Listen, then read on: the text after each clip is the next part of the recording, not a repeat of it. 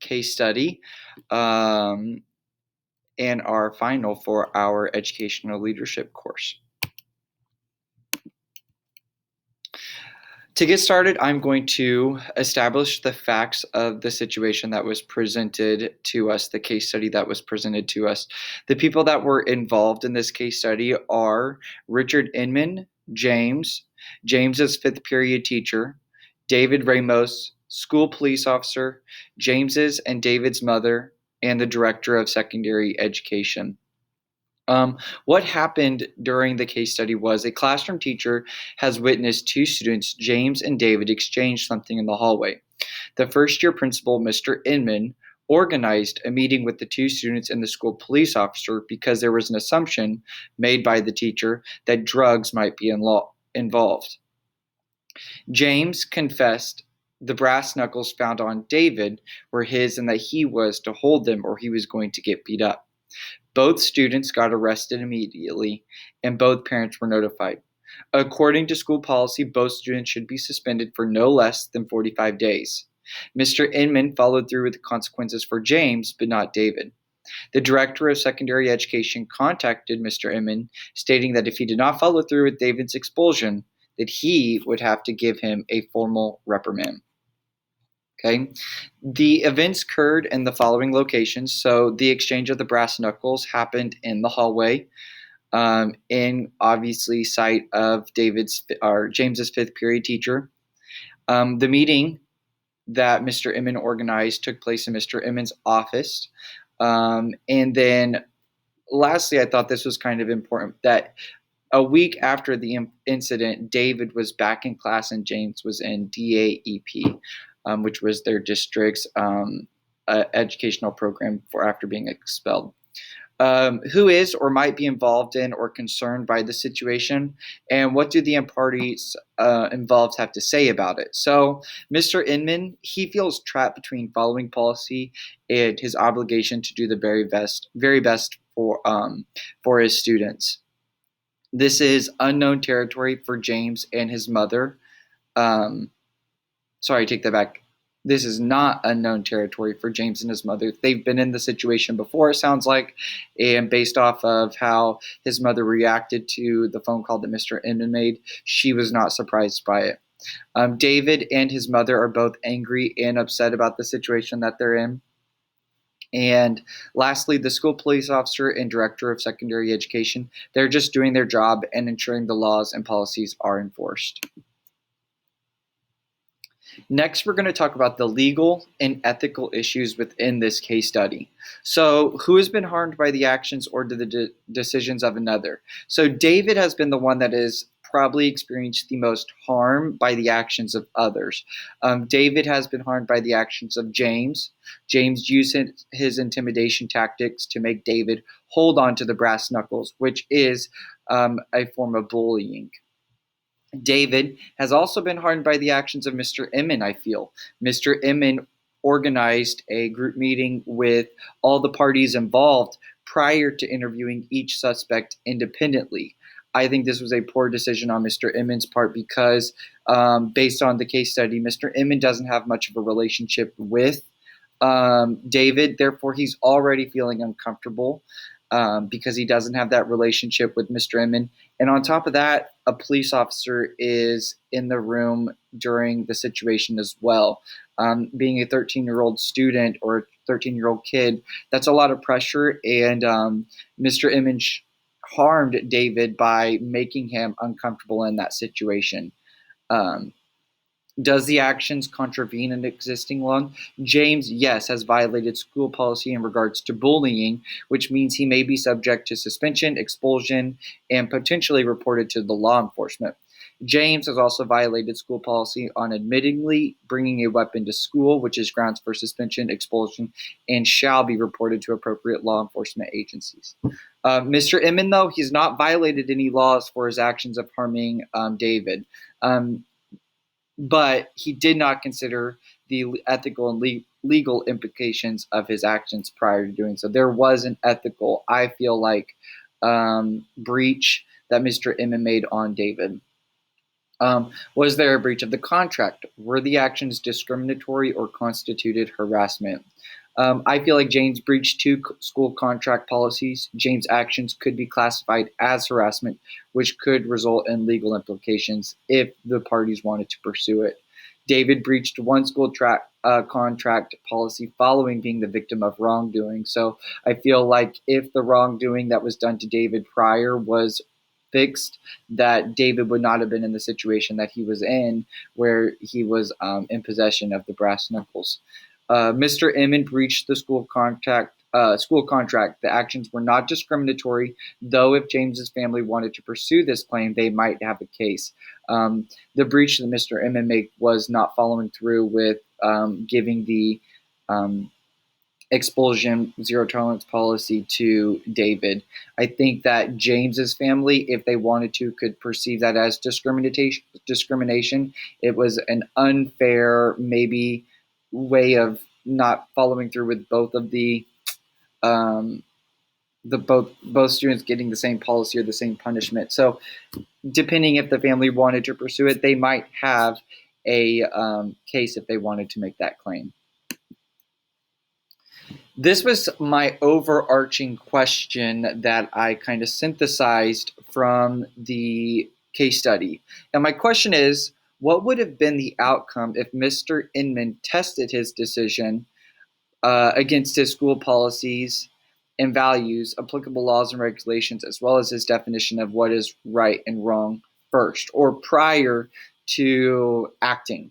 I think that Mr. Inman really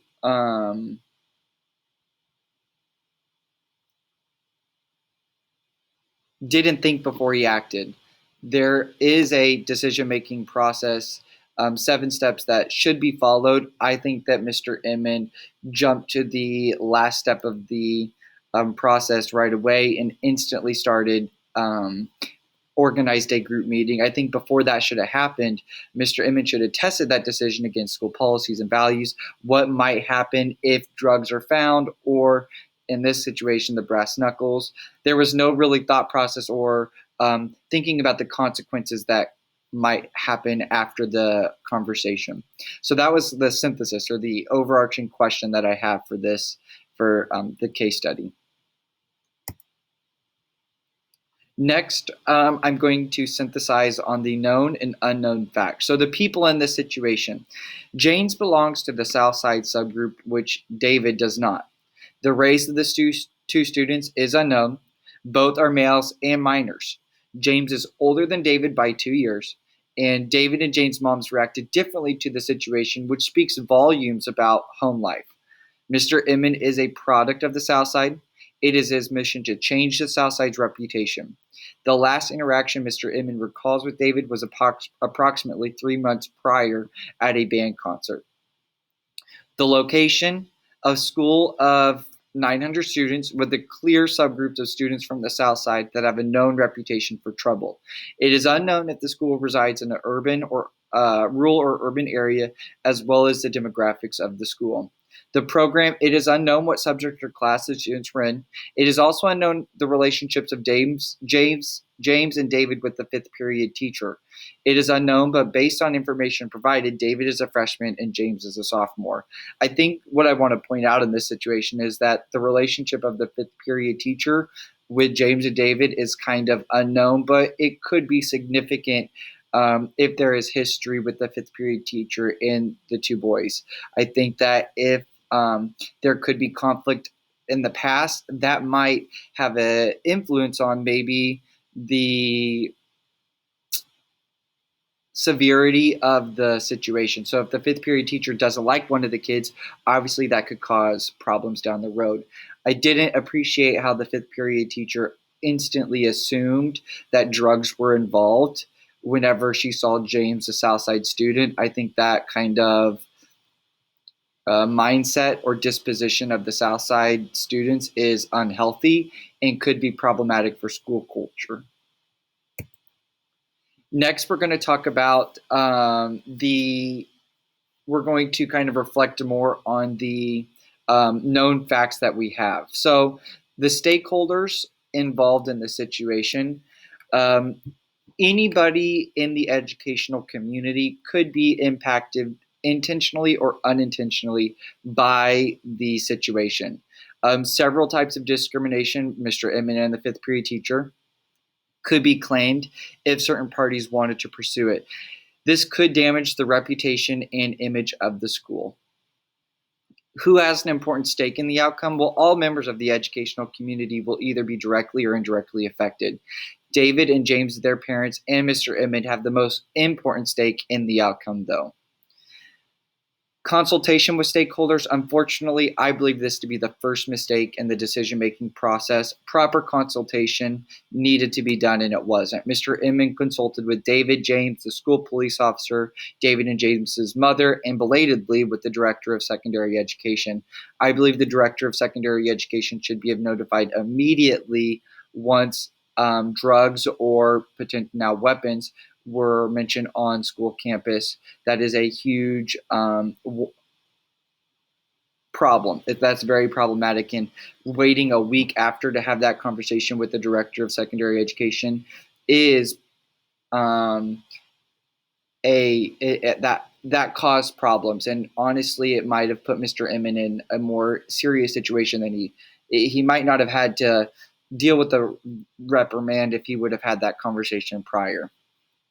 What else do I need to know about this situation? Or what other questions do I have? Or maybe what were some things that happened that could have been avoided prior with a more proactive mindset versus a reactive? So what else? Does Mr. Emmett strive to build positive relationships with all students or just students of the South Side?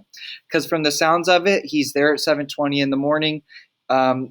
Only communicating with bus 50 is by the case study, and also he's playing after school basketball with the students. I just am concerned about, is he making an effort to reach all students, or is he just focusing on that population of Southside students, which is obviously important. But given the situation, if he would have had a better relationship with David, David might have felt more comfortable coming to Mr. Inman and letting him know prior that James had brought him those brass knuckles. It also is problematic because James may feel, or David may feel, that James and Mr. Inman have a really strong relationship. So Mr. Inman is going to look out for James and not David. Unfortunately, I feel like if Mr. Inman had built a positive relationship with all students, the situation would not be the way it is. My other question is, does James have a history of bringing weapons to school? This is important to know because if James has a history of bringing weapons, or as of the fifth period teacher assuming drugs, clearly that is something a part of his history. So being mindful of that and aware of that is important to know. Does the school/law enforcement know what individual James were targeting? So James said that he had unfinished business that he needed to take care of. I want to know, does the school know what that business is? Does the law enforcement need to be involved in this situation? Because if you're bringing brass knuckles to school to deal with business, that's concerning to me, and I'm curious, is the safety and well-being of the people at the school being taken care of? I think right after James says he had unfinished business, I instantly would open up an investigation to make sure that all parties were taken care of and school safety was priority number one. And then what effort is the school taking to eradicate the division/labeling of the Southside students? I think a lot of that mindset of a label is unhealthy and damaging to culture. Do I know enough to make a decision? Based on this case study, the situation has progressed enough to make a decision. The decision should be defined clearly with a rationale for the proposed solution, though. I think one thing that Mr. Inman has not done is been proactive in the situation. After so much time has passed, the conversations have not been had yet, but there's really no way of going back and backpedaling to get the situation resolved like it should have been. So as of right now, Mr. Emmett should move forward with what information he has, continue having conversations like he should be, and then develop a clear plan and propose a solution for the situation. I listed out 3 options that I felt like could potentially be options for Mr. Inman. These options, I feel like, all produce a different outcome. The outcomes impact different parties of the educational setting differently. So option one is Mr. Emmett could do nothing, which means he follows through with what the Director of Secretary of Education suggested. This means that James and David both will be expelled for at least 45 days and in DAEP. Option two, Mr. Inman could rise above the zero tolerance policy and fight for his student David.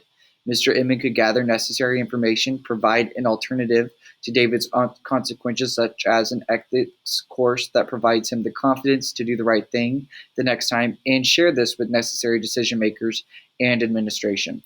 Or lastly, option three, Mr. Inman could decide to fight for both students on the zero tolerance policy because of an unfair assessment of the situation. The pros and cons of each option. Pros, Mr. Inman, pros of option one. Mr. Inman is upholding the district policy. Mr. Inman will not get a formal written reprimand. The cons of option one is David is punished for something that he was bullied into doing. David will deal with the consequences of this decision for potentially the rest of his life.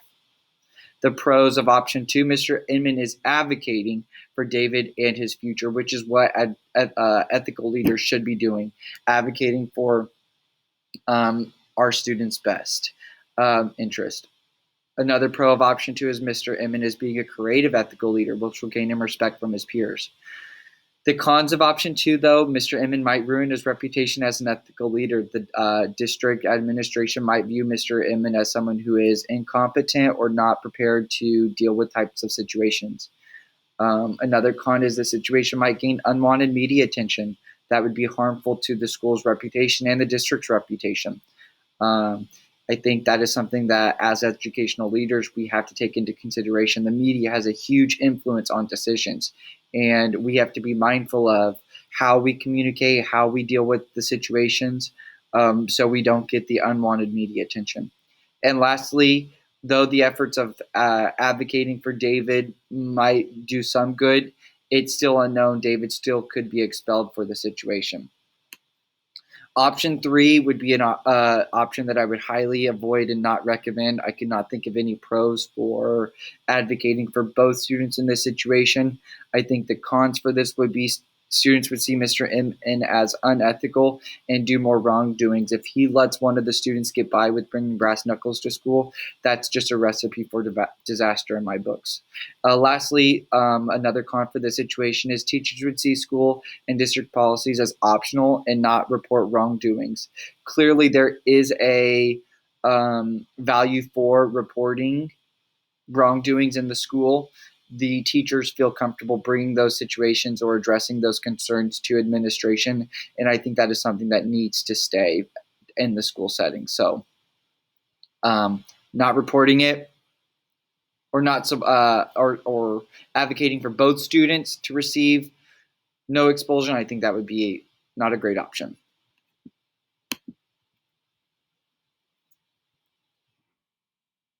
There we go. So the best option and why. I based my decision off of the 8 principles of ethical leadership in education, and I decided to go with option number 2. I think the principles that we should be following in for ethical leading tell us what we should do. Personal courage was the first principle, and situations are rare, but there are instances where following the law is not ethical. Mintz, in one of the articles that we read in this class, said as educational leaders, we need to respect the rules and laws and go beyond them when the circumstances warrant. I think this is a situation where Mr. Inman should go above the law and not follow through with the paperwork for David. He needs to advocate for his student, and he needs to let district administration know that the policy that they are trying to enforce should not apply to that student because of the situation the student was put in. Public interest ahead of self. We are at the compassion of our students and staff. They deserve our best. Mr. Inman should protect David from being expelled as much as he can. Task and employee centeredness. The school would benefit from a lesson on ethics. Mr. Emmons should integrate ethics education throughout the school day to provide confidence to students like David to do the right thing. Clearly, this subgroup of the Southside students cause a dilemma that the school is in.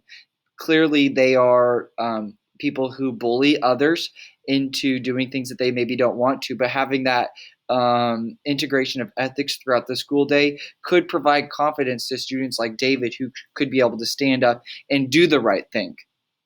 Recognizing talent. So this fifth period teacher did an excellent job of reporting suspicious activity. Though the assumption was incorrect, which I think is a situation of its own, the teacher should be celebrated for diffusing a potentially even more terrible situation. This teacher could save another student's life, save a community member's life, because the presence of a weapon at school, who knows what James was preparing to do with those brass knuckles or how extreme the situation may be. Recognizing high ethics, Mr. Emmons must model and communicate expectations with all students, staff, and parents. David's mother was unaware of the policy, the zero tolerance policy, which means most likely other parents are unaware as well. Sensitivity and understanding. Mr. Emmons needs to keep communication open between both David and James's mom. They need to be up to date on the progress of the situation. So as this situation progresses, making sure that both David and James's mother is aware of the outcomes and processes that are going to be taking place. Lastly, inclusiveness. From the sounds of it, Mr. Emmons School has a problem with cliques and people feeling like they belong. Mr. Emmons needs to lead tough conversations with appropriate people to address the divide in school culture with students to eliminate the label of the South Side. These are the reasons why I think option 2 presents the best outcome for all parties involved. I think option 2, you have a lot of risk and there's still a lot of unknown, but I think the potential outcomes of having David, his future and his life, it could be forever altered if we follow through with option 1 or option 3. I think going with option 2, we're looking out for David's best interests and advocating for our students, which is what we should be doing as ethical leaders. So these are the steps so next I'm going to talk about the steps that I'm going to take if I was in this situation. So what I would do is I would create a case with valid reasons why David should not be held responsible. These would include no record of misbehavior from David, and I would also include the other student admittedly forced David to hold on to the weapon. Next, I would create an alternative consequence for David. I would provide an alternative that I would present to the board or district administration. My alternative would include ethics education to foster confidence. In the articles we read, it talked a lot about how confidence can be built when students have a solid, sound moral compass or solid, sound foundation of values.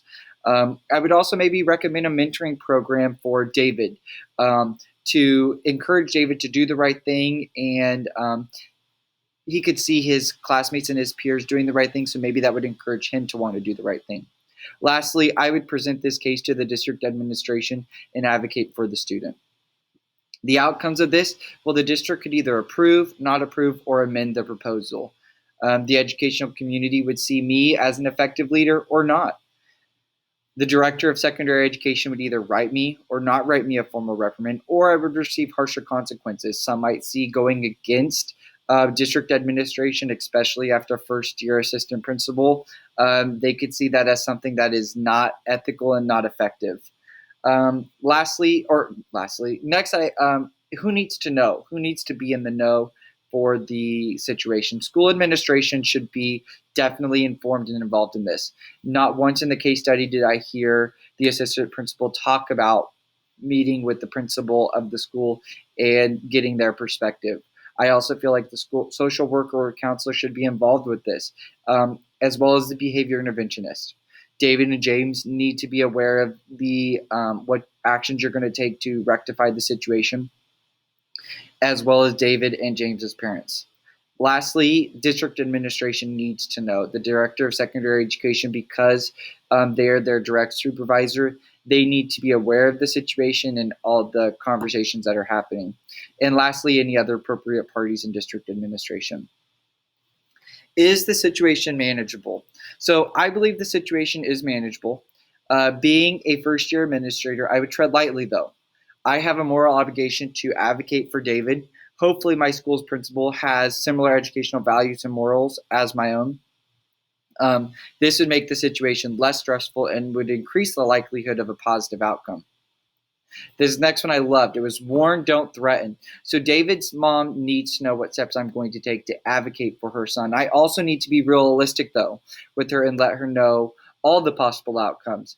I think being real and honest with parents and community members gains trust and respect. If I am just telling David's mom about all of the outcomes she wants to hear, I'm not being realistic with her and letting her know a real life or the real possible outcomes as well. James's mother also needs to understand the full situation. I also need to continue fostering a healthy relationship with James. James is a student that obviously is not making smart choices, which means that those behaviors that he is presenting, he's communicating something, and I need to understand what that communication means. What's next? So let's say my plan doesn't work. Worst case scenario, David gets expelled along with James. I would try my absolute best to make sure that doesn't happen, but that is a real possibility. This would be a major wake up call for me as my responsibility as an educator. I have a moral responsibility to uphold policy and make sure that I'm making ethical decision makings. I think that the situation that Mr. Emmon is in is mostly due to his reactive take to these situations. I think being proactive, communicating your needs, asking for help when you need help, and then never jumping into a decision. I think reflecting on the decision, analyzing the decision, making sure you see all review and reflect on all the possible outcomes, and seeing what implications those might have on students is important.